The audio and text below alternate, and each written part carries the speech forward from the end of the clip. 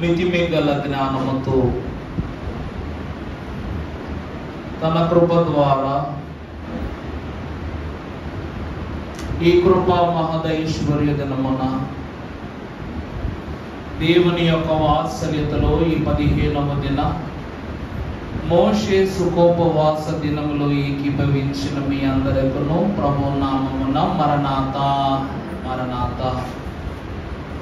దేవుని యొక్క ఏర్పాటును బట్టి నిన్నటి దినమున ఎర్ర సముద్రమును జ్ఞాపకం చేసుకుంటూ సముద్రము యొక్క సారమును, సముద్రము దేవుని పట్ల కలిగి ఉన్నటువంటి విశేషమైనటువంటి క్రియలను ప్రభువు వాక్యము ద్వారా జ్ఞాపకం చేసుకుంటూ ఉన్నాం.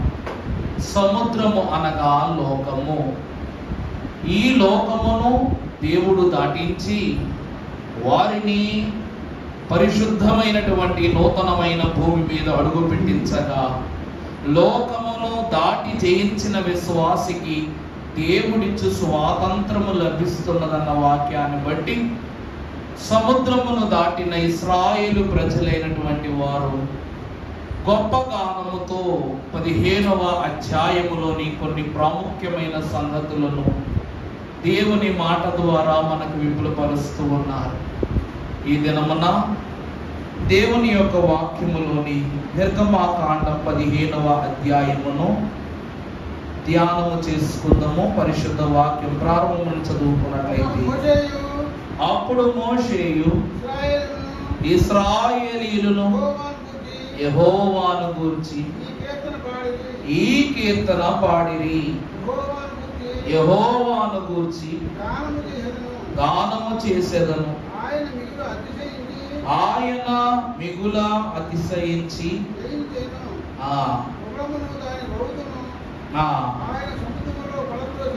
చాలండి. మహిమ గల దేవ పరిశుద్ధుడా నీకు స్తోత్రము. ఈ దినమున నీవు చేసిన మేలులను తలంచుకొనుచు, నీవు మాయందు జరిగించనయ్యుంటూ ఉన్న ఘన కార్యములను అనునిత్యము స్మరించగలవు ధ్యాన శక్తిని మాకు అనుగ్రహించిన రాజా, నికుటము నిత్య సత్యము నీ వాక్యము, గ్రహించు వానికి మూలాధారము, గ్రహింపునకు రాని వారికి ఘననీయమైన తలంపులను పుట్టించు మూలరాయియును అని తండ్రి పరమ భక్తుని ద్వారా వ్రాయించిన మీరు యాకోబు ఏ నిషేధరాయిగా ఉన్న వానికి తలరాయిగా మారి దర్శనాన్ని చూపించారు. ఈ వాక్యము ద్వారా మా తలంపులకు నూతన దర్శన భాగ్యమును అందింపచేయమని స్తుతిగానములపై ఆసీనుడై ఉన్న ప్రభువునుడైన యేసు నామమున వేడుకొనుచు ప్రార్థిస్తున్నాం తండ్రి, ఆమేన్. ఇశ్రాయేలీయుల యొక్క మొరలను విన్న దేవుడు ఎర్ర సముద్రము వంటి లోకమును దాటించి స్వాతంత్రమును ఇవ్వగా వారు చేసిన స్తుతిగానములచే మహిమపరచబడిన దేవుడు లోకము వంటి శ్రమల నుండి ఆయన తప్పించిన రీతిని బట్టి మన స్తుతి గానములను ప్రభు ఆలకించి మన అందరినీ దీవెనలతో మేలులతో అలంకరించునుగాక, ఆమేన్. దీవెన కూడా బాధాకరంగా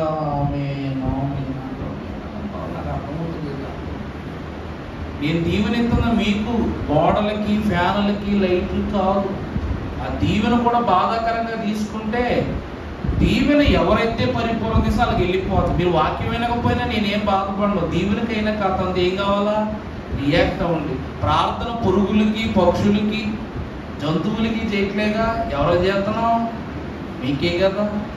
మరి ఇంత గొంతు చించుకుని వాక్యం చెప్పడం కాక ప్రార్థన కూడా 10 సార్లైనా దీవెన ఇచ్చినప్పుడు ఒక్కసారైనా పరిపూర్ణంగా వినటానికి యాజకుడు పరితపించిపోతాడు.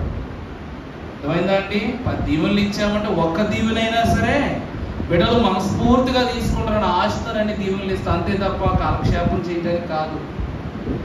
ఇక్కడ ఇశ్రాయేలు ప్రజలైనటువంటి వారి అంశములో ఎర్ర సముద్రం అంత లోకాన్ని దాటి ఎప్పుడైతే వీరు దేవుని యొక్క వాత్సల్యతను బట్టి గట్టుకు అనగా సముద్రము యొక్క ఆవలికి చేరుకున్నారో వీరందరి మనసులో ఒక నూతన ధైర్యం పుట్టేసిందట.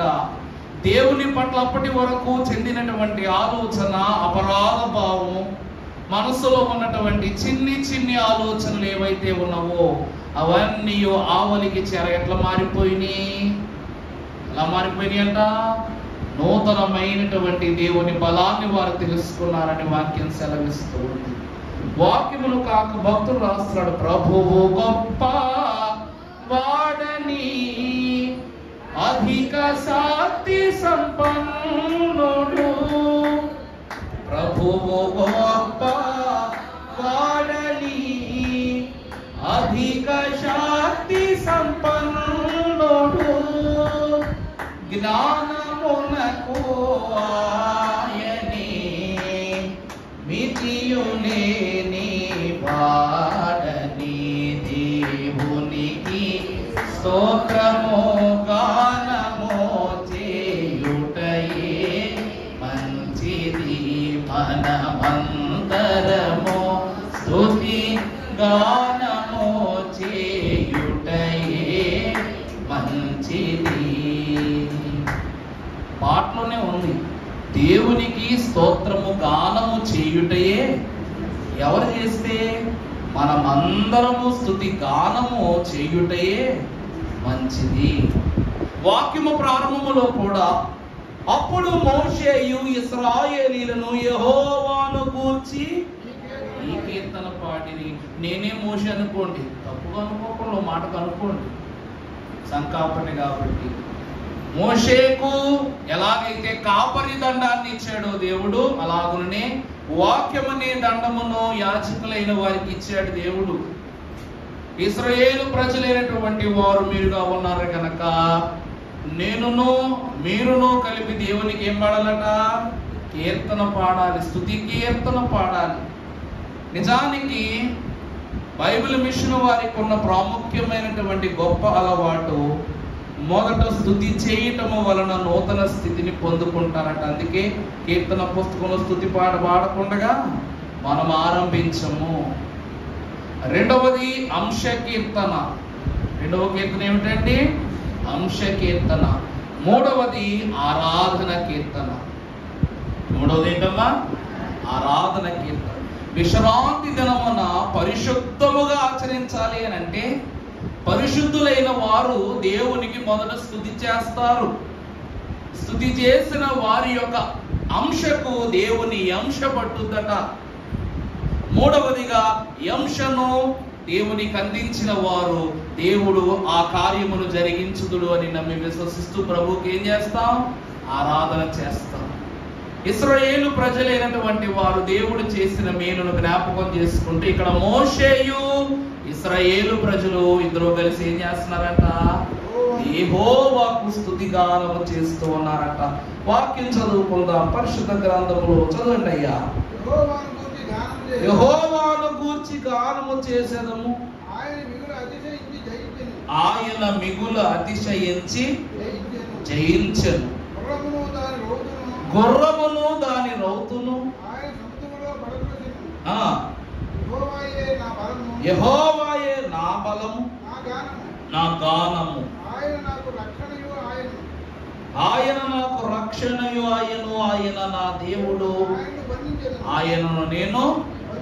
అమలారా, మోషే మహాభక్తుడు ఈ ప్రధానమైనటువంటి స్తుతి సంగతులన్నీ ఈ 15వ అధ్యాయములో లిఖింపజేశాడు. కానీ దైవజనుడు, పరిశుద్ధుడు, ఆత్మీయ నాయకునిగా యాకోబు సంతానమునకు ప్రాప్తితుడు, చిన్ని కుమారుడు, ఐగుప్తు దేశమునకు మూలరాయిగా మార్చబడిన యోసేపు మహాభక్తుడు తన జనమైన ఇశ్రాయేలు ప్రజలైన వారు ఐగుప్తు బానిసత్వములో చేర్చబడుదురనియు 430 సంవత్సరముల సుదీర్ఘమైన బానిసత్వమును అనుభవించుదురనియు తన వంశావులలో నుండే గనుడగు మోషే అను ప్రవక్త ద్వారా అహరోను యాజకుని ద్వారా దేవుడు వారిని విముక్తి చేయుదురనియు వారు ఎర్ర సముద్రమును దాటి సీను అరణ్యములను దాటి రెఫీదీమును దాటి సెయేరు మన్యము గుండగా కానాను దేశమునకు 40 సుదీర్ఘ వత్సరములు ప్రయాణము చేయుదురనియు దేవుడు అందించిన దేశమును స్వాతంత్రించుకుందురనియు ఆనాడే కలగన్నాడు. ఎవరట? యోసేపు మహాభక్తుడు. వినడానికి చాలా ఆశ్చర్యంగా ఉంది కదండి. మనము తల్లిదండ్రులము, ఎప్పుడో రాబోయే దీవెన కోసము కడుపులోనే పెనుగులాట మొదలు పెట్టాడు యాకోబు గారు. అవునా కాదా? ఎప్పుడో పెద్దయ్యాక రావాల్సిన జ్యేష్ఠత్వం కోసం జన్మ ఎత్తక ముందే తల్లి గర్భములో ఘోర పోరాటాన్ని జరిగించాడు యాకోబు. ఎప్పుడో రాబోయే దర్శనము నిమిత్తం అనగా తన కుమారుడైన యోసేపుకు యాకోబు నుండి ప్రాప్తించిన గొప్ప జ్ఞానం ఏమిటంటే దర్శనవరమే.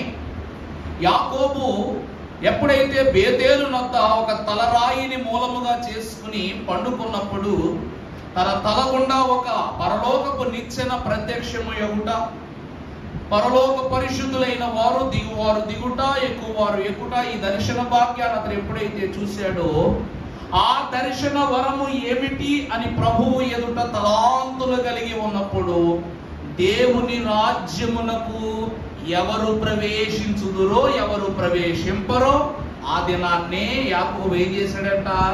దర్శనంలో చూచాడంట. ఆ రాత్రంతా ఒకటే దర్శనం వచ్చింది. ఏంటంటే ఎక్కేవారి సంఖ్య, దిగేవారి సంఖ్య. ఆ యొక్క అంతస్తును తెలుసుకుని తన వంశములో ఎవరైతే అనగా ఇశ్రాయేలీల వంశములో ఎవరైతే దేవునికి పూజ్యులు ఎగుతున్నారో, మన దినం చెప్పానుగా, ప్రతిష్ఠింపబడిన జనము, నిర్ణయింపబడిన జనము, నీతిమంతులైన జనము, వారే మహిమపరచబడిన జనం అని చెప్పాను. 13వ రోజు వాక్యం విన్నారు కదా. మొదటి వారు ఎవరు? దేవుడు ఎవరినైతే ప్రతిష్ఠించుకుంటాడో వారినే పిలుస్తాడు, ఎవరిని పిలుస్తాడో వారినే నిర్ణయిస్తాడు, ఎవరిని నిర్ణయిస్తాడో వారినే నీతిమంతులుగా మారుస్తాడు, ఎవరు నీతిమంతులు అవుతారో వారే మహిమపరచబడతారు. అవుతుందా అండి?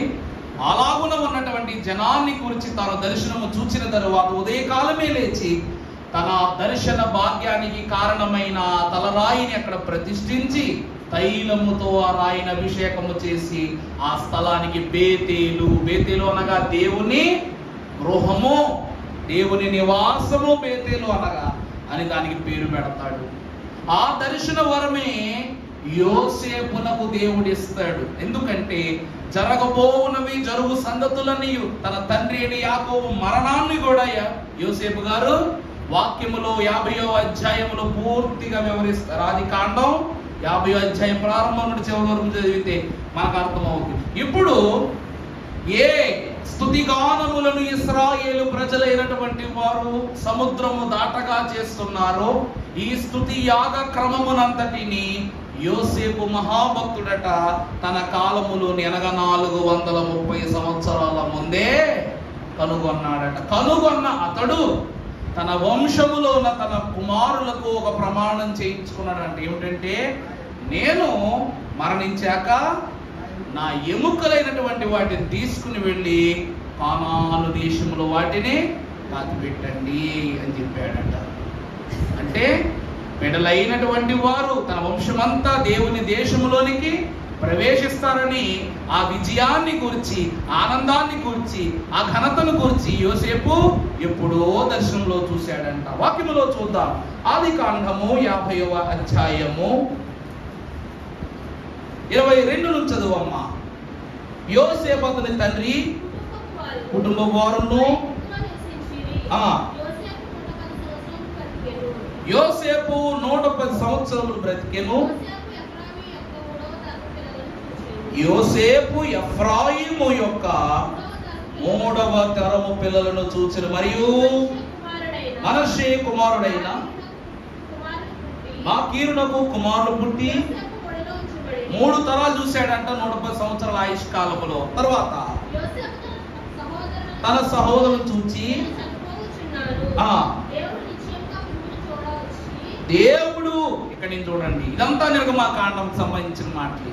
దేవుడు నిశ్చయముగా మిమ్మల్ని చూడవచ్చి ఈ దేశములో నుండి తన అబ్రహాముకు, ఇస్సాకు, యాకోబులతో ప్రమాణము చేయించిన దేశమునకు మిమ్మల్ని తీసుకుని పోవునని చెప్పిన. మరియు యోసేపు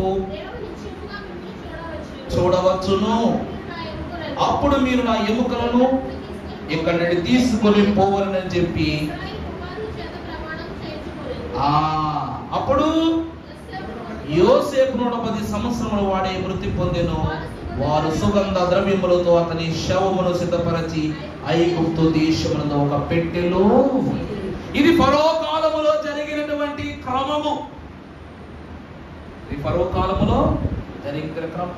తన తండ్రి అయిన యాకోబు కూడా మరణించినప్పుడు ఆ దర్శన భాగ్యాన్ని కూడా యాకోబు గారు, యోసేపు గారు చూచి తన తండ్రి శవమును ఎక్కడ పదిలపరచాలో కూడా యోసేపు నిర్ణయం తీసుకున్నాడు. అంటే తన పితరులైనటువంటి వారి యొక్క దర్శన భాగ్యాన్ని, గతాన్ని, ప్రస్తుతాన్ని, భవిష్యత్తును కూడా యోసేపు ఏం చేశాడంటే దేవునిలో ఉండి అనునిత్యము ధ్యానిస్తూనే ఉన్నాడు.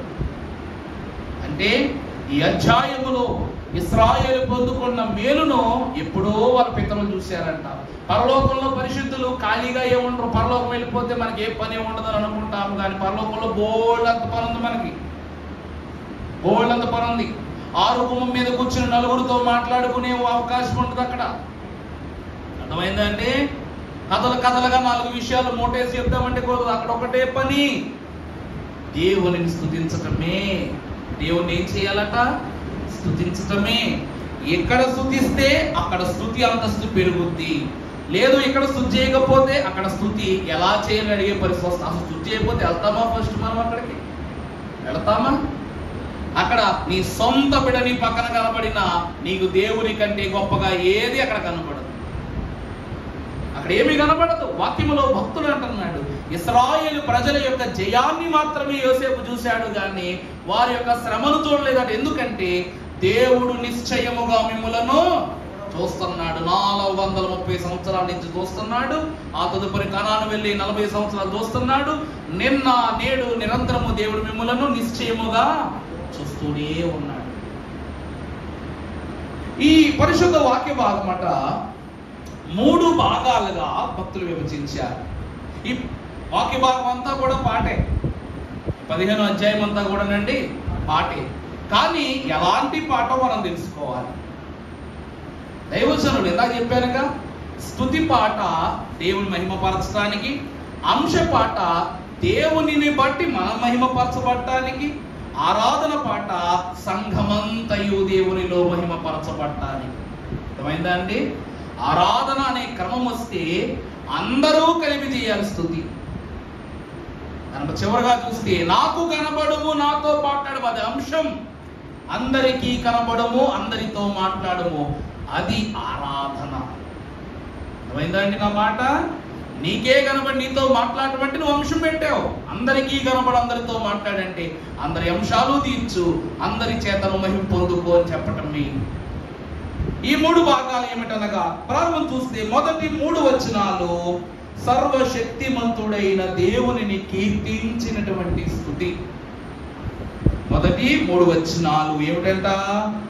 దేవుని యొక్క శక్తిని గురించి కీర్తించుచు స్తుతి చేస్తున్నారట.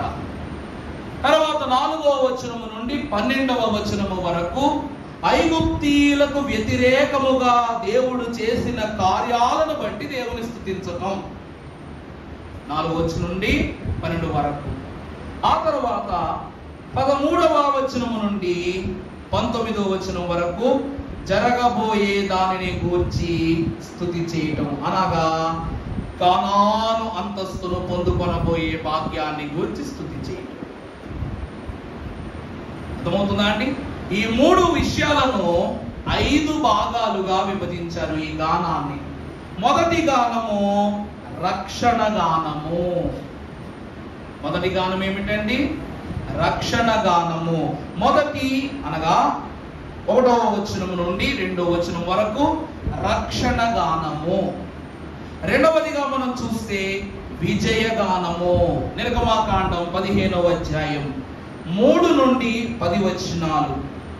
దీనిని విజయగానము అని భక్తులు తెలియజేస్తున్నారు. ఆ తదుపరి 11వ వచనము, ఆ ఒక్క 11వ వచనము స్తుతి గానము. 15వ అధ్యాయం 11వ వచనం స్తుతి గానము. ఆ తరువాత 12వ వచనము నుండి 15వ వచనము వరకు సాక్ష్యపు గానము. 12 నుండి 15 వచనం వరకు సాక్ష్యపు గానము. ఆఖరిగా 16 నుండి 18 వచనము వరకు సమాజ గానము. 5 గానాలు. మొదటిది రక్షణ గానము, రెండవది విజయ గానము, మూడవది స్తుతి గానము, నాలుగవది సాక్ష్యపు గానము, ఐదవది సమాజ గానం. ఈ 5 అంతస్తులతో వారు ప్రభువును కీర్తించారు గనక ప్రభు వాక్యము ధ్యానం చేసుకుందాం. ప్రారంభముల నుండి మనము చూసినట్లయితే కీర్తనల గ్రంథము 24వ అధ్యాయము ప్రారంభము నుండి చదువుకున్నట్లయితే, అమ్మా భూమియు దాని సంపూర్ణతయు లోకమును దాని నివాసమును యెహోవాయే, ఆయన సముద్రముల మీద దానికి పునాది వేసెను, ప్రవాహ జలముల మీద వారిని స్థిరపరచెను. యెహోవా పర్వతములకు ఆయన పరిశుద్ధ స్థలములను వ్యర్థమైన ధాన్యము మనసు పెట్టకయు కపటముగా ప్రమాణము చేయకయు నిర్దోషమైన చేతులను శుద్ధమైన హృదయమును కలిగి ఉండువాడే. అర్థమవుతుందా అండి? ఎర్ర సముద్రమును దాటి వెళ్ళినది ఎవరు అనగా శుద్ధ హృదయము గలవారు. యెహోవా దేవుడు సముద్రము పైన భూమికి పునాది వేసిన మహాగణుడు కనుక, అనగా భూమికి పునాది అనే మాట మనం చూస్తే సముద్రమును 2 పాయలు చేసి ఆరిన నేలను వారికి పునాది స్థలముగా మార్చి వారిని నడిపించాడు గనుక శుద్ధ హృదయము గల వారే ఆ దారి గుండా ప్రవేశించారు. దేవుని వాక్యమును బట్టి చూస్తే వాక్యము మాట మనకు సెలవిస్తూ ఉంటది. ఇరుకు ద్వారమును ప్రవేశించు వారు మాత్రమే విశాలమైనటువంటి స్థలానికి చేరతారు. విశాలమైన స్థలములో చేరువారు చివరికి ఇరుకైన నరకపు పాతాళపు మట్టుగొయ్యలు ఏమైపోతారంట? పడి చెడిపోతారంట. ఇశ్రాయేలు ప్రజలైన వారిని సముద్రం అంతటి విశాలమైన స్థలములోను నడిపించాల. దాని మధ్య నడుముగా దేవుడు ఒక ఇరుకు ద్వారముగా దానిని ఎంచి చూపిస్తూ ఉన్నాడు. దేవుని యందు ప్రియబిడ్డలారా, మొదటిగా మనము చూస్తే ఇంత గొప్ప రక్షణ వాక్యం ఏమిటందండి? ఇంత గొప్ప రక్షణను అనుభవించుటకు గాని తలంచుటకు గాని ఎవరికైనా తరమా అని దేవుని వాక్యము ఘోషిస్తూ తలాంతులను తెలియచేస్తూ ఉన్నది. మనము ప్రారంభ 2 వచనాలు మనం ఒకసారి చూస్తే నిర్గమకాండములో, అప్పుడు మోషే ఇశ్రాయేలీయులను యెహోవాను గూర్చి ఈ కీర్తన పాడిన ఏమిటంట? చేసెదను ఆయన మిగుల అతిశయించి జయించెను, గుర్రమును దాని రౌతులను యెహోవాయే నా బలము నా గానము, ఆయన నాకు రక్షణయు ఆయను. చూసారా? దేవుని వాక్యమును బట్టి చూస్తే సిలువను గూర్చిన వార్త నశించుచున్న వారికి వెర్రితనము గాని రక్షింపబడిన వారికి దేవుని రక్షణ అనగా శక్తిమంతుడైన దేవుడు చేసే కార్యము. రక్షణ అంటే ఏమిటండి? శక్తిమంతుడకు దేవుడు మాత్రమే చేయగలిగే కార్యము. దానిని గురించి అంటున్నాడు. ఈ ఐగుప్తు ప్రజల యొక్క గుర్రములను గాని రౌతులను గాని రథములను గాని సైన్యములను గాని సముద్రములో పడద్రోయగలవాడు ఎవరు? నా దేవుడు తప్ప. కదండి, ఆయనే నా రక్షణ. వాక్యము సెలవిస్తూ ఉన్నది. ప్రభువు యొక్క ఆదేశము లేనిదే ఐగుప్తు దేశ ప్రజలైనటువంటి వారు ఇశ్రాయేలీయుల మీదకు దండెత్తగలరా?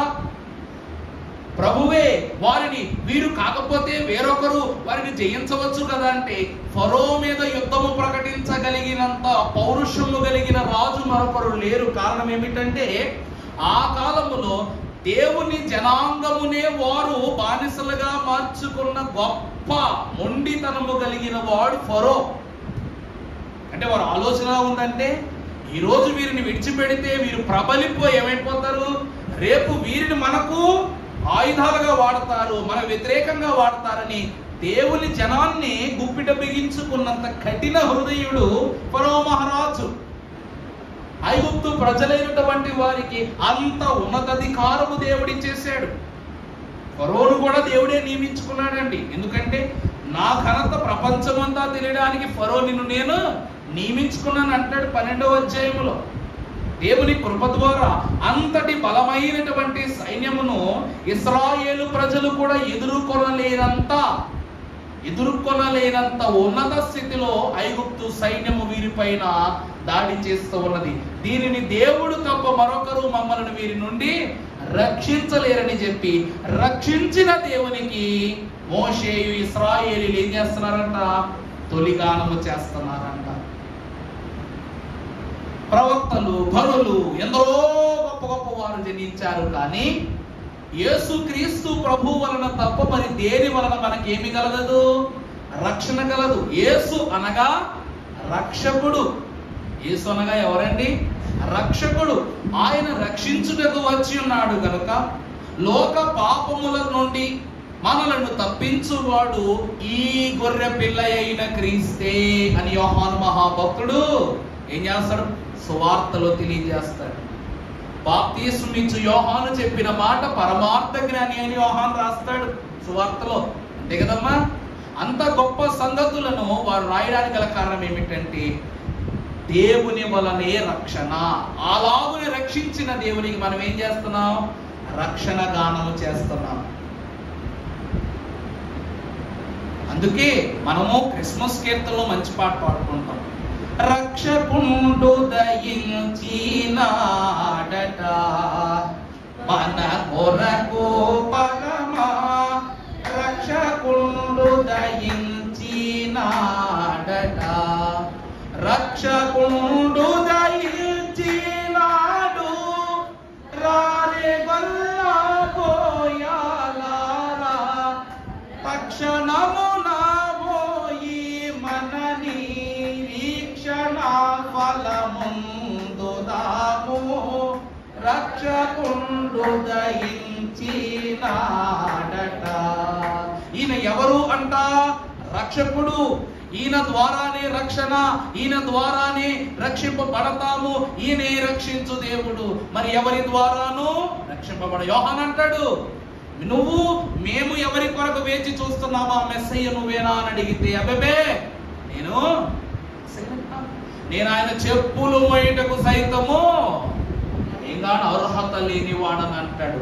ఆయన రక్షణ ఎక్కడా? నేను ఎక్కడ? కేవలం నన్ను సైతం ఆయన రక్షించాలి. మీకు అగ్నితో బాప్తిస్మమిచ్చి రక్షించి పరమునకు కొనిపోయే గనుడాయన. ఆయనతో నాకు పోలిక ఏంటని యోహాను ప్రభువుని గురించి సాక్ష్యం ఇస్తారు. అందుకే అంతటి మహా సైన్యము నుండి రక్షించిన దేవుని గురించి రక్షణ గానమును చేశారు మొదటిగా. రెండవదిగా చూస్తారు వాళ్ళు వచనం చూద్దాం. 3వ వచనం చదవండి అయ్యా. యెహోవా ఎవరంట? యుద్ధశూరుడు.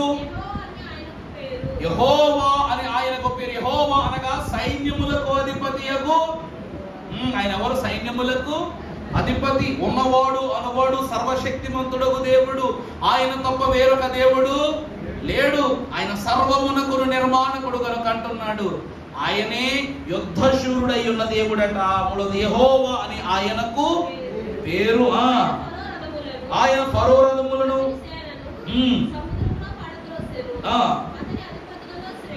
అతని అధిపతులలో శ్రేష్ఠులు ఎర్ర సముద్రములో మునిగిపోయిరి. వారిని కప్పెను, వారు రాతి వలె అడుగంటిపోయిరి. యెహోవా నీ దక్షిణ హస్తం. చాలండి ప్రభునందు ప్రియబిడ్డలా. రెండవది విజయగానము. ఇది మోషే ఇచ్చిన విజయమో, అహరోను ఇచ్చిన విజయమో, లేక మనము సంపాదించుకున్న విజయమో కాదు. ఇది ఎవరి ద్వారా సంభవించిన విజయమట? దేవుని ద్వారా. రెండవది విజయగానము. వాక్యములు మనం చూస్తే కీర్తన గ్రంథము 118వ అధ్యాయము 15వ వచనములో కీర్తనాకారుడు దావీదు సెలవిస్తున్నాడు ఒక మంచి మాట. నీతిమంతుల గుడారములలో రక్షణను కూర్చిన ఉత్సాహ సునాదం. అంటే యెహోవా ఇశ్రాయేలు ప్రజలలో నివాసం చేస్తూ ఉన్నారు. ఏ తెగులు నీ గుడారమును సమీపించదు. దేవుని వాక్యం అంటుంది ఏ తెగులు మన గుడారమును సమీపించదు. దేవుడు వారితో నివసించుటకు ఒక ప్రత్యక్ష గుడారమును ఏర్పరచమన్నారు. విశ్వాసులు దేవుని యొక్క గుడారము. దేవుడు ఆ గుడారములో నివసించు పరిశుద్ధమైనటువంటి అంతస్తును కోరుకుంటూ ఉన్నారు. మనము చూస్తే అతను అంటున్నారు, ఆయనే మన పక్షముగా యుద్ధము చేశాడు, ఆయన యెహోవాయే. దావీదు మహాభక్తుడట గొలియాతు ముందు నిలవబడినప్పుడు అతడు అంటాడు, ఏయ్ నేను కుక్కనా కర్రబట్టుకొచ్చావు అని అన్నాడు. మీకు ఒక మాట చెప్పనండి, అయ్యగారు నాకు కుక్క అంటే భయం అన్న ఒకసారి చేయత్తుంది. నేను ఇంత నాకు భయం అంతే కదా. అదే మనం పెంచుకున్న కుక్క అంటే మనం భయం ఎంత ఇది కదా. పెద్ద కుక్కను చూస్తే భయం సరే బాగానే ఉంది, చిన్న కుక్క పిల్లని చూస్తే మనం భయపడతామా? ఎందుకు? అని అనగానే పారిపోతుంది. అదే కుక్క పిల్ల మనం చూస్తూ పెద్ద కుక్కలా శబ్దం చేస్తూ పళ్ళు బయటకు పెట్టి ముందుకు ముందుకు ముందుకు ముందుకు వస్తా ఉంటే అప్పుడు భయం వేస్తాయిదా? భయం వేస్తాయిదా అండి? అది ఈరోజు గొలియాతు యొక్క తలాంత్ ఎలా ఉందంటే, నేనేంటి, నా ఆకారం ఏంటి, నేను ధరించుకున్న ఆయుధాలు ఏంటి, ఇక్కడ జరుగుతున్న తంతు ఏంటి, వీడి యొక్క పెత్తనం ఏంటి నా మీద. నా ఎదురుగా నలకంత ఉన్న ఈ చిన్ని బాలుడు నా పైన ఏం చేస్తున్నాడు? యుద్ధం ప్రకటించాడంట. అంటే దావీదు దృష్టిలో గొలియాతు కుక్కే. కారణం ఏంటంటే దావీదు సింహాన్ని చంపాడు, ఎలుగుబంటిని చంపాడు. ఎలుగుబంటిని సింహాన్ని చంపినోడికి మనిషి ఎలా కనపడతాడు చెప్పండి మీరే. నిజమే కదా, నేను కుక్కనా అని అన్నాడు కదా. సింహాన్ని ఎలుగుబంటిని చంపాడు ఉట్టి చేతులతో, కర్రతో కూడా కాదండు, ఉట్టి చేతులతో సింహాన్ని చంపేశాడు, ఉట్టి చేతులతో ఎలుగుబంటిని చీల్చేశాడు. అలాంటి వాడికి గొలియాతు ఎలా కనబడతాడు? మాదిరే కనబడతాడు. కర్ర పట్టుకొచ్చాడు, బెదిరించడానికి కర్ర పట్టుకొచ్చాడు. ఎందుకంటే నాలో ఉన్నవాడు లోకములో ఉన్న వానికంటే గొప్పవాడు. అంటే నేను పొందిన జయము సింహాన్ని జయించిన, ఎలుగుబంటిని జయించిన, ఈ రోజు నిన్ను జయించిన ఆ జయము ఎవరి ద్వారా కలిగింది? యుద్ధము యెహోవాదే. ఆయనకు యెహోవా అని పేరట. అంతటి మహాగణుడైన దావీదు ఆదనమునిచ్చిన సాక్ష్యము ఇశ్రాయేలు ప్రజలు పొందుకున్న, ఐగుప్తు మీద పొందుకున్న జయము ద్వారా కలిగిన స్వాస్థ్యము. సౌలు మహారాజు కూడా మొదటి యుద్ధాన్ని జయించినప్పుడు అతను అంటాడు, ఈ విజయము యెహోవా ద్వారా మనకు కలిగినది కనుక యెహోవాకే మహిమ కలుగునుగా. కానీ సమూయేలు మహాభక్తుడు, ప్రవక్త అయిన సమూయేలు పలుకులను పలుకుతాడు. ఇది యెహోవా ఏర్పాటు చేసినటువంటి దినమంట, ఇది యెహోవా ఇచ్చిన జయమంటాడు మహాభక్తుడు. దేవుని ప్రియమిట్లారా, ఇశ్రాయేలు ప్రజలైన వారు కూడా అటు పక్కకు వెళ్ళగానే ఈ జయం ఎవరి ద్వారా కలిగింది అంటున్నారు? అది ఫరో యొక్క కొమ్ములను వంచింది దేవుడే. మహామహాశూరులైన వారందరినీ సముద్ర గర్భములో రాళ్ల వలె నీట మునిగింపజేసినది దేవుడే. మునుపెన్నడు మన కంటికి కనబడని ఘనమైన విజయాన్ని ఇచ్చింది కూడా దేవుడే. మనం కూడా అంతే. మనము కూడా దేవుని ఏం చేయాలి? స్తుతి చేయాలి. విజయా సంస్థుతులే నీకని పాట పాడుకుంటాను తెలుసా. అందులో ఒక పాట ఉంటుంది, ఏమిటది? జరుగు కార్యములందు కీర్తి, జరుగుని పనులందు కీర్తి అనే ఒక మాట ఉంటుంది చూసారా. జరుగు కార్యముల ద్వారా దేవునికి కీర్తే, జరగకపోయినా దేవునికి కీర్తే. ఏమి జరగవు అంటే మన జీవితంలో అపజయము అనేటువంటిది మన జీవితంలో జరగదు. ఏమి జరుగుతుంది అంటే అనునిత్యము జయమే. అందుకే మనము దేవునిలో విజయం సంపాదించుకోవాలంటే ఆటలాడుకున్నా, ఆయన నామమున పాటలు పాడుకున్నా. ఇశ్రాయేలు ప్రజలు ఇప్పుడు ఏం చేస్తున్నారు? ఆట ఆడుతున్నారు అన్నమాట. దంతులేస్తూ ఆనందగానాలు చేస్తూ ఆటలు ఆడుతున్నాడు. నీ నామమున పాటలు పాడుకున్నాను, నాటకంబులు కట్టుకున్నాను, నాట్యమాడుచు మురియుచున్నాను, కోటములను జరుపుకున్నాను, నీటుగా నీకేను కీర్తి. ఎంత గొప్ప కృపండి. మోషే కూడా దేవునిలో ఆనందగానం చేస్తున్నాడు, అహరోను చేస్తున్నాడు. చిన్నల నుండి పెద్దల వరకు అందరూ కూడా దేవుని స్తుతిగానం చేస్తున్నారు. కారణం ఏమిటంటే జయమిచ్చే ఆనందం ఉంటుంది చూసారా, అది సామాన్యమైన ఆనందం కాదు. మరి దేవుడే ఆ జయాన్ని ఇస్తే సామాన్యమైన ఆనందం. సామాన్యమైన హర్మగదోను యుద్ధమును మనము గెలిచినప్పుడు, గోగు యుద్ధములో మనం విజయము సంపాదించుకున్నప్పుడు పరలోకమంతయు ప్రతిష్ఠింపబడు మహాన్నతమైనటువంటి అంతస్తులు పరలోకములు గమనించగలమట. అప్పుడు తెల్లటి దుస్తులు ధరించుకున్నటువంటి పరిశుద్ధులైన వారిలో కొందరు చివరి ఉన్నవారు ఎవరు ఈమె, ఎవరు వీరు అని మనం ప్రశ్నించినప్పుడు వారు దేవుని యొక్క ఏమిటా ఆ యుద్ధములో గెలిచిన వారిని గురించి వారు సాక్ష్యం ఇస్తారండి. ఏమని? వారు వధింపబడిన గొర్రె పిల్ల యొక్క రక్తములో వారి వస్త్రములను తెలుపు చేసుకుని ఇక్కడకు ప్రవేశించిన వారు అని సాక్ష్యం ఇస్తారు. పరిశుద్ధులే, పరిశుద్ధులైన మనను గురించి ఏం చేస్తారంట పరలోకములో? అది విజయం అంటే, అది విజయం అంటే తెలుపు చేసుకోవడం అనగా పాపం అనే క్రియలన్నిటినీ క్రీస్తు ప్రభువు రక్తములో శుద్ధి చేసి. ఇశ్రాయేలు ప్రజలైన వారు బట్ట ఎందుకు మాసిపోలేదు అంటే వారు దేవుని యొక్క కప్పుదలలో ఉన్నారు కనుక. వారికి ఎండ తగిలిందా, వాన తగిలిందా, నీరు తగిలిందా, కాలికి రాయి తగిలిందా, ఏం తగిలిందా? గెద్ద రెక్కల మీద ప్రశాంతంగా, గెద్ద ఎప్పుడు ఎక్కడ ఎగురుతుంది తెలుసా? ఎండ ఉంటే మబ్బులపైకి వెళ్ళిపోదు, వర్షం వస్తే మబ్బులపైకి వెళ్ళిపోదు, చల్లటి వాతావరణంలో ఎదుగుతారు. కారణం ఏమిటి తెలుసా అండి? కొన్ని పక్షులు గూడుల్లో దాక్కుంటాయి, కొన్ని పక్షులు దొరికిన ప్రదేశాల్లో, నీడున్న ప్రదేశాలకు వెళ్ళి. కానీ గ్రద్దలకు కాదంట, గ్రద్దలకు కాదంట. ఈ పరిస్థితులకు అనుకూలంగా ఉన్న ఏ చోటు ఉంటే ఆ చోటుకి వెళ్ళిపోద్దంట. అందుకే ఎప్పుడు మనం గ్రద్ద గూడు కట్టడం ఎప్పుడేం చూసామా? చుట్టుపక్కల ఎక్కడ గ్రద్దలు గూడు కట్టవు. కొండల పైన, కోనల పైన, మా జనసంచారం లేని స్థలాల్లో గూళ్ళు కట్టుకుంటాయి. ఒక రోజంట పక్షులన్నీ మీటింగ్ పెట్టుకున్నాయంట. మనలాగా మీటింగ్ పెట్టుకుంటే రాబోయే రోజుల్లో గ్రద్దకున్న గొప్ప జ్ఞానం ఏంటంటే తుఫాన్లు ఎప్పుడు వస్తాయి గ్రద్దలకు బాగా తెలుస్తాయి అంట. తెలుసా అండి? తుఫాన్లు ఇలాంటి భయంకరమైనటువంటి పరిస్థితులు ఏమైనా వస్తే పక్షులు వాటి పసిగట్టి వేసుకుంటాయంట. అందుకే ఆహారాలు గట్రా అని చెప్పి చీమలు కూడా ఏం చేస్తాయి? ఆ నిలాహారం జాగ్రత్త చేసుకుంటాయంట. అలాగే ఈ గ్రద్ద మీటింగ్ పెట్టి ఈ తుఫానుకు చెదిరిపోయినటువంటి గూడు ఏదైతే ఉందో ఆ గూడు కట్టే సలహా చెప్తాను, అందరినీ రమ్మని చెప్పిందంట. పిచ్చుకు దగ్గర నుండి కాకి వరకు అందరూ వచ్చేసారంట. వచ్చేస్తే అప్పుడు ఈ గ్రద్ద మొదలు పెట్టిందంట. మొదటిగా కొన్ని పుల్లలు తెచ్చుకుని వాటన్నిటినీ గూడుగా అమర్చాలనగానే ఈ మాత్రం మాకు తెలియదా ఏంటని కాకి వెళ్ళిపోయిందంట. ఈ మాత్రం మాకు తెలియదా ఏంటని కాకి వెళ్ళిపోయిందంట. కాసేపటి తర్వాత ఆ చేర్చినటువంటి పుల్లలన్నిటినీ సదులుగా, అంటే అటు ఇటు జరగకుండా వాటిని సరైన క్రమంలో అమర్చాలనగానే మరికొన్ని పక్షులు వెళ్ళిపోయినాయి అంట. గూళ్ళన్నీ అలాగే కడతాం కదా అని సగం పక్షులు వెళ్ళిపోయినాయి అంట. వెళ్ళిపోయిన తర్వాత ఆ ఇబ్బందులు ఏమీ లేకుండా ఆ మధ్యలో మృదువైనటువంటి మెత్తటి దూది లాంటి పదార్థం పెట్టాలనగానే మొత్తం పక్షులు వెళ్ళిపోయినాయి. అంటే దాని అర్థం ఏంటి? ఇదే గూడు, ఈ మాత్రం గూడు మేము కట్టుకోలేమా అని చెప్పేసి ఇవన్నీ వెళ్ళిపోయినాయి అన్న. తుఫాన్ వచ్చింది. తుఫాన్ వస్తే సేమ్ యాజిటీస్గా అన్ని కట్టి ఆ గాలికి చెట్టు మీద ఉన్న గూడు నేల మీదకి వచ్చేసింది. కానీ గ్రద్ద యొక్క గూడు చెదరలేదట కనీసం.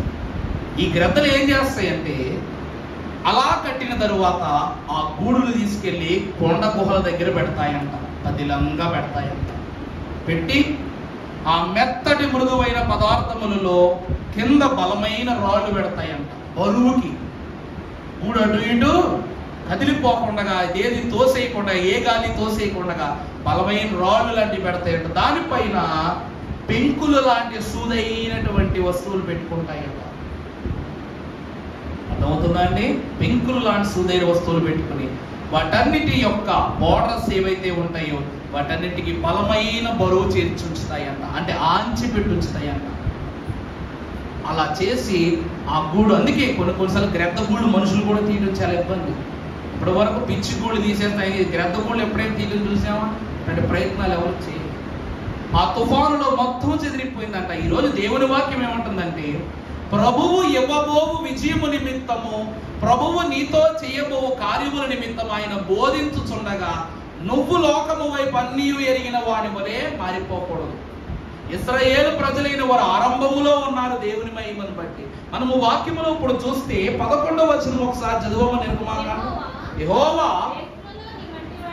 ఏమండి మాట, వేల్పులలో నీ వంటి వాడెవడు? పరిశుద్ధతను బట్టి నువ్వు మహనీయుడవు, పూజ్యుడవు. చాలండి. వేల్పులలో నీ వంటి వాడెవడు అంటే మేము ఇప్పుడు చేస్తున్న స్తుతి ఈ సర్వ సృష్టిలోనూ పూజింపదగిన వాడెవడు? నీలాంటి వాడి కన్నా నీ వలె పూజన పొందుకునే వాడెవడు? నీ అంతస్తులు చేరిన వాడెవడు? నీ క్రమములను జరిగించగల వాడెవడు? నీలా అద్భుత కార్యాలు చేసేవాడెవడు? వీళ్ళు అంటున్నారు స్తుతిగాను. హెబ్రీ పత్రికలో పౌలు మహాభక్తుడు 13వ అధ్యాయం 15వ వచనంలో రాస్తారు మంచి మాట. కాబట్టి ఆయన ద్వారా దేవునికి మనం ఎల్లప్పుడూ అనగా ఒప్పుకోవచ్చు. అమ్మా అర్థమైందా అండి? ఆయన నామాన్ని మనము ఒప్పుకుంటూ ఏ ఫలము? జెహోవా ఫలం అంటే ఏంటి? జెహోమ్ అంటే ఏంటి? ఫస్ట్ గొంతు, నోరు. జెహోవా ఫలం దేవునికి మనము చేయగలిగే గొప్ప పని ఏమిటంటే స్తుతి చేయటమే. స్తుతి చేయటమే. ప్రార్థన చేయకుండా నాకు పనులు అయిపోయిన వాళ్ళు ఎవరైనా ఉన్నారా అంటే సంభవంలో? ప్రార్థన చేసుకోరండి నేను నాకు అన్ని పనులు చక్కబడిపోవాలని ఎవరున్నారా? మంత్రాలకు చింతకాయలు ఎదురైన గారు మీరు ప్రార్థన చేయడం పనులు అయిపోతున్నాయా? మరి అమ్మగారు మీరు ప్రార్థన చేయరు ఇంట్లోనూ, మీరు చేయకపోతే ఆవిడ చేస్తున్నారు, అందుకే ఒత్తులేదు. ఒకసారి కుటుంబం అంతా ఇదే నా పని అనుకుని 3 పూట్ల ఆహారం ఆరగిస్తూ ప్రార్థన మానేసేయండి. నేను చెప్తున్నా, దేవుడు యాజకుడికి పని మాట చెప్పకూడదు, కానీ ఒక్కసారి మీరే ఆలోచించి చూడండి. ప్రార్థన లేని దినము, వాగ్దానము కోల్పోయిన దినము రెండో ఒకటి. ప్రార్థన లేని దినం ఏ దినం అంట? వాగ్దానమును కోల్పోయిన దినం అవుతాట. అందుకే మంచము దిగగానే మొదట మోకాళ్ళుని మన తండ్రిని తలంచుకున్నట, మంచి పనులను మించిన పనియమును కొంచెమైనను ఈ పనిలో బద్దకించుట సరి కాదు. యెహోవా ఫలము ప్రార్థన, యెహోవా ఫలము స్తుతి. ఈ స్తుతి చేయుట వలనే విశ్వాసి స్థితి మారుతుందని దైవజనులు ఫాదర్ దేవదాసయ్య గారు ముక్త కంఠముతో సర్వమానవాళికి బోధ చేశారు మిషనులో. అర్థమైందా అండి? 15 స్తుతి కీర్తనలు కంఠోపాఠంగా పాడగలిగితే ఎంత సమస్య అయినా కూడా నీ స్థితిని మార్చేస్తాడంట దేవుడు. ఎంత సమస్యలో ఉన్నా కూడా నీ స్థితి మార్చేస్తాడంట. నిజమే, ప్రయత్నించి చూడండి. 150 కీర్తనలు దేవుని మీద ఆనుకు 150 కీర్తనలు ఒక బాగా కూర్చొని చదివేస్తే నువ్వు ఏ పని చేయలేవో పని జరిగిపోతాయంట. నేను క్రిస్మస్ నా జీవితంలో బైబిల్ అంతా నేను 2 సార్లు పూర్తి చేశాను. తప్పేమో ఒప్పుకుంటాను. నేను పాదిరే కదా 10 సార్లు 8 సార్లు 9 సార్లు చేసినప్పుడు అనుకో 2 సార్లు పూర్తి చేశాను. కానీ హైదరాబాద్ భాగ్యలతమ్మ గారు క్రిస్మస్ వస్తున్నప్పుడు నాకు ఆ టైంలో సంఘం ద్వారా నా ద్వారా ఉన్న డబ్బులు మొత్తం కలిపి 26,000 చిల్లర ఉంది. కానీ అమ్మగారికి రూమ్కి కానీ కారు ఖర్చు కానీ ట్రావెలింగ్ అనేది హైదరాబాద్ నుంచి రావాలి కాబట్టి వచ్చిన యాజకులు ఏం చేయాలి? సన్మానించుకోవాలి మనం, అలోరపరచకూడదుగా. అన్ని పనులు చక్కబెడుతుగా లెక్క చూసుకుంటే క్రిస్మస్ చివరికి 90,600 అయింది. నాకు ఇంకా గుర్తు, ఎక్కువ సొమ్ము కదా గుర్తు. మరి డబ్బు ఎక్కడి నుంచి వచ్చింది? డబ్బు ఎక్కడ? ఆ టైం బండి తాకట్టు పెట్టేద్దామంటే తాకట్టు కూడా తీసుకోవాలి. అప్పుడు బండికి ఆర్సీ లేదన్నమాట. లేకపోయేసరికి బండి మీదేనా అని అడిగి బండి కూడా అప్పుడు ఏం చేయాలి తెలియలా. అప్పుడు అమ్మగారు, అప్పట్లో అమ్మగారు బయలుదేరి ఏంటంటే ఏంటైనా ఇబ్బంది పడుతుందా అంటే ఏం లేదు అమ్మగారు పనులు కదా అని చెప్పి అంటే ఏ పనున్నా 150 కీర్తన చదివేమన్నారు. చదివేశాను. నా మిత్రుడు తనకు డిసెంబర్ కాక నెక్స్ట్ న్యూ ఇయర్కి ఎంటర్ అవుతున్న సందర్భంగా వాళ్ళ కంపెనీ వాళ్ళకి బోనస్ ఇచ్చారట. తన యొక్క ప్రమోషన్ కూడా హైర్ అయింది కాబట్టి నేను ఎప్పుడో 3 నెలల క్రితం నా చేత ప్రార్థన చేయించుకున్నాను. నా స్నేహితుడు తన జీతంలో నుండి 75,000 పంపించాడు. 3 లక్షల జీతగాడు 75,000 పంపించాడు. రే ప్రార్థన చేయరా, అరే నేను అరే అనకూడదు కదా పాస్టర్ గారు ప్రార్థన చేయదని అనడం. నాకు ఇప్పుడు అనిపించింది, ఒక్కటే విషయం అనిపించింది, సముద్రమును సృష్టించిన దేవునికి సొమ్ము పుట్టించడం కష్టం కాదు. ఈ లోకములో దేవునిని దాటి ఏ సమస్య కూడా మన జీవితంలోకి రాదు. అర్థమైపోయింది. అందుకే దేవుని ప్రియబిడ్డలారా, ఒక మాట, జిహ్వ ఫలము ప్రార్థన. దేవుడి గుర్తించింది. వాక్యము చదవగలిగే అంతస్తులో మనం ఉన్నామంటే, అది చెప్పగలిగే స్థితిలో ఉన్నామంటే మనం అందరం గొప్పవారమని అర్థం. అందరికీ ఆ భాగ్యము ఆ భోగము లభించదు. వేరే వేరే మిషన్లో చూడండి, పాస్టర్ గారు తప్ప సంఘం నిలబడిన వాక్యానికి నేను చెప్పింది వినాలంట. కానీ బైబిల్ మిషన్లో మరణాత్ చెప్పేవారు అందరూ బోధకులు అన్నారు దేవదాసయ్య గారు. మరణాత్ అంటేనే బోధ అన్నారు. ఆ బోధ చెప్పడం బైబిల్ మిషన్ దేవుడిచ్చిన భాగ్యం. అందుకే జిహ్వ ఫలము దేవుడి యొక్క బహుమానము కనుక జిహ్వ ఫలముతో దేవుని స్తుతి గానం చేయాల్సిందే. ఆ అంతస్తును ఇశ్రాయేలు ప్రజలు కలిగి ఉన్నారు. మూడవది స్తుతిగానం. నాలుగవది సాక్ష్యగానము. 12వ చదువమ్మ 15-12. నీ దక్షిణ హస్తమును చాపి భూమి వారిని మింగివేసెను.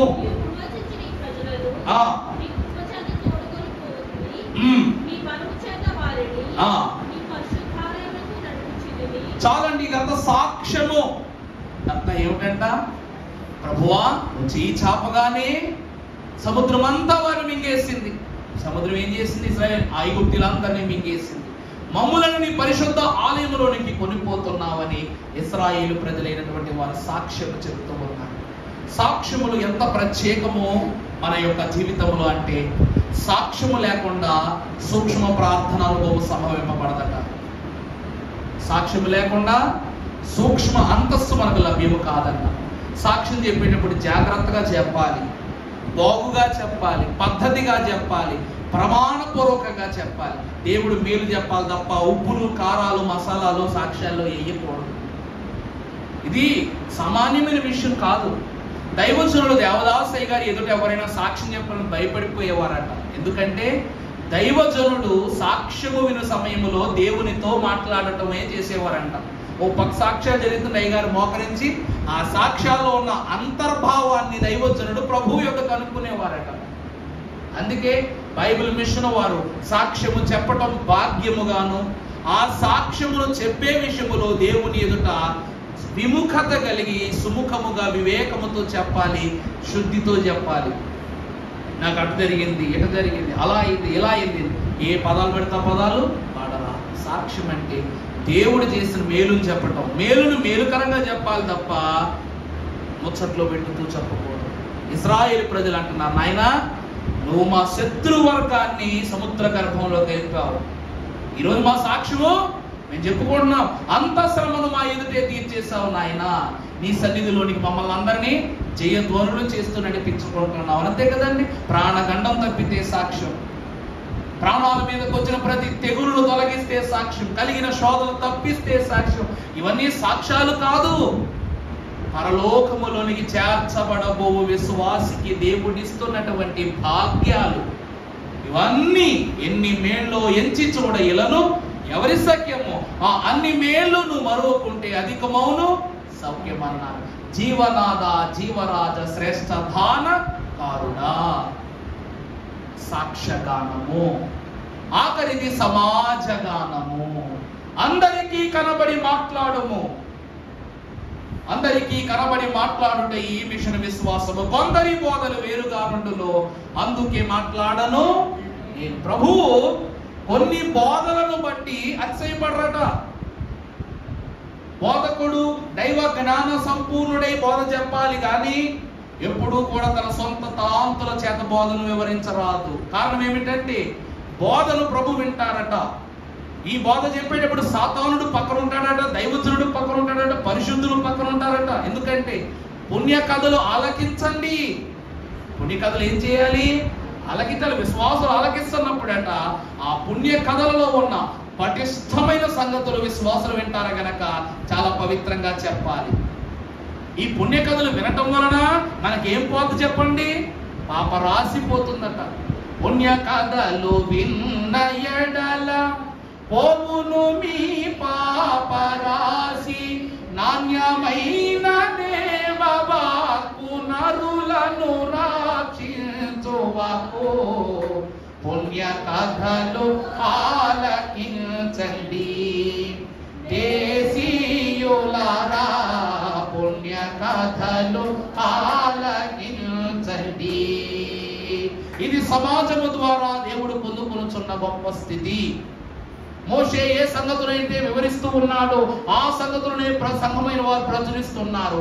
ఆ ప్రచురించినవే బోధిస్తున్నారు, బోధించినవే ప్రకటిస్తున్నారు, ప్రకటించినవే దేవుని నామమును చేస్తా మహిమపరుస్తున్నారు. ఇదే పుణ్య కథ. సమాజం ఏమని పాడుతుందట? దేవుడే మాకు తోడున్నాడని, దేవుడే మాకు బలమై ఉన్నారని మొత్తం అందరూ ఏం చేస్తున్నారు చెప్పండి? స్తుతిగానం చేస్తున్నారు. ఇది మోషే జయము కాదు, అహరోను జయము కాదు, లేక మిరియాము జయము కాదు, లేకపోతే ఇశ్రాయేలులో 12 గోత్రంలో ప్రధానుల జయము కాదు.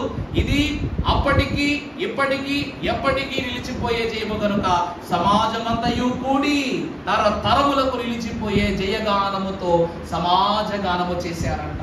అందుకే ఇశ్రాయేలీల సర్వ సమాజము అని పాడుకుంటాం మనం కదండి. ఇశ్రాయేలీల వారు ఎవరంట? సర్వ సమాజము. దైవజనులు అన్నారు 12 రాళ్ళు ఇశ్రాయేలీలకు ముంగుర్తుగా దేవుడు అహరోను యొక్క పతకము మీద దేవుడు ముద్రింపజేశాడు. 12 రాళ్ళను ఏం చేశాడు దేవుడు?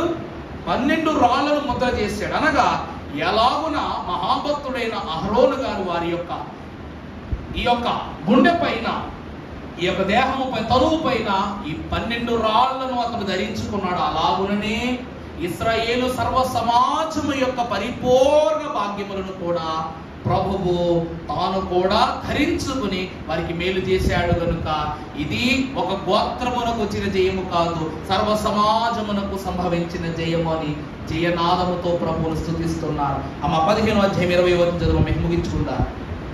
మరియు అహరోను సహోదరి ప్రత్యయకు మిరియాము తమ్ములను చేత పట్టుకొనెను. స్త్రీలందరూ తమ్ములతోను నాట్యముతోను ఆమె వెంబడి వెళ్ళగా మిరియాము వారితో కలిసి పర్వమెత్తి పాడెను. చూసారా? స్త్రీ ప్రవక్తినియగు మిరియాము ఆమె తమ్మును తీసుకుని అందరి స్త్రీలను సమకూర్చి ఆమె ఏం చేస్తుందంట? నాట్యం చేస్తూ ప్రభువును స్తుతిస్తుంది. మనం పాడబడుతున్నప్పుడు అసూయలు పుడతాయి కొంతమందికి. స్తుతి చెప్తున్నప్పుడు అసూయ పుడుద్ది, వాక్యం చదువుతున్నప్పుడు అసూయ పుడుద్ది. కానీ అసూయ పరులారా, వాక్యం అంటుంది అసూయ పరులారా, లేకపోతే జ్ఞానహీనులారా, దేవుని అందరి విశ్వాసము గల వారి యందు నిలిచి ఉన్న మీ తలంపులు దేవునిలో వృద్ధి కాలేకపోగా మీరెందుకు అసూయ పడుతున్నారు? ఆ ప్రార్థన నేను ఎందుకు చేయలేకపోతున్నానని అసూయపడు. నేను ఎందుకు చదవలేకపోతున్నా అసూయపడు.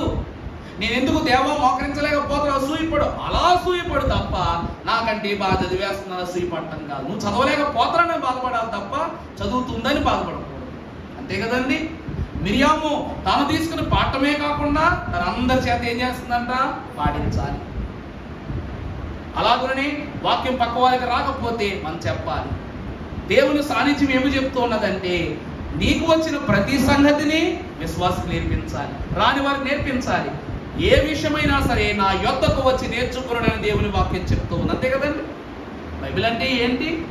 దేవుని యొద్దకు నేర్చుకోవటం. ఈ అంతస్తు ఉండాలని సమూయేలు మహాభక్తుడు ప్రవక్తల పాఠశాల స్థాపించాడు. ఈ అంతస్తు ఉండాలని తెలిసే మహాభక్తుడని యెహోషువ కూడా తన నాయకత్వములో దారంతట్లో నోటే చెప్పేవాడు, నేను నా ఇంటి వారి యెహోవాను సేవిస్తున్నా, మీరు కూడా దేవుడు అలా ఉండండి, లేకపోతే మీరు ఎవరినైనా స్తుతించండి కానీ నేను మాత్రం దేవుణ్ణి సేవిస్తానన్నాడు ఆ మహాభక్తుడు. వాక్యము చెప్తున్నది ఒకటి, ప్రభువును ఎలాగైనా గానం చేయొచ్చు, ఎలాగైనా చేయొచ్చు. స్వరముతోనే దేవుడు స్తుతించాలని లేదు. ఈరోజు వాయిద్యం వాయించడానికి కారణం ఏమిటో తెలుసా?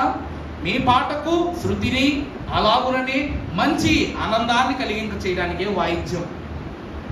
మనము ఇంట్లో ఉన్నప్పుడు మనకంటే గొప్పగా పాడేవారు ఉంటారు, కానీ సంఘములో సమకూడిన తరువాత ప్రభువును స్తుతించేటప్పుడు ఒక క్రొత్తదనాన్ని దేవుడు ఇస్తాడు. దావీదు మహాభక్తుడు ఒక పిచ్చి వాని వలె ఎప్పుడైతే నాట్యం చేయడం చూశాడో, పిల్లలైన వారు పెద్దలైన వారు రాజ మందిరంలో ఉన్న ప్రతి ఒక్కరూ కూడాను దావీదును మొదలు పిచ్చివాడు అనుకున్నారు, కానీ ఎప్పుడైతే దేవుని స్తుతిగానం చేయడం మొదలు పెట్టాడు వారు కూడా దావీదుతో ఏకీవించారంట. కానీ సౌలు కుమార్తె మాత్రం అసూయపడింది. అసూయపడి ఏం చేస్తాడంట, ఒక రాజు చేసే పనులా ఇవి, ఒక మహారాజుగా ఉండవలసిన వాడు చేసే క్రియలా ఇవని ఆమె అసూయపడుతున్న వింది. అదే ఆమెకు శాపం అయిపోయింది. అది ఆమెకి ఏమైపోయింది? శాపం అయిపోయింది. నువ్వు ఊరకనే ఉండు, జనులకు నేనేం చేస్తాను, తీర్పు తీరుస్తానని ప్రభు అన్నారు.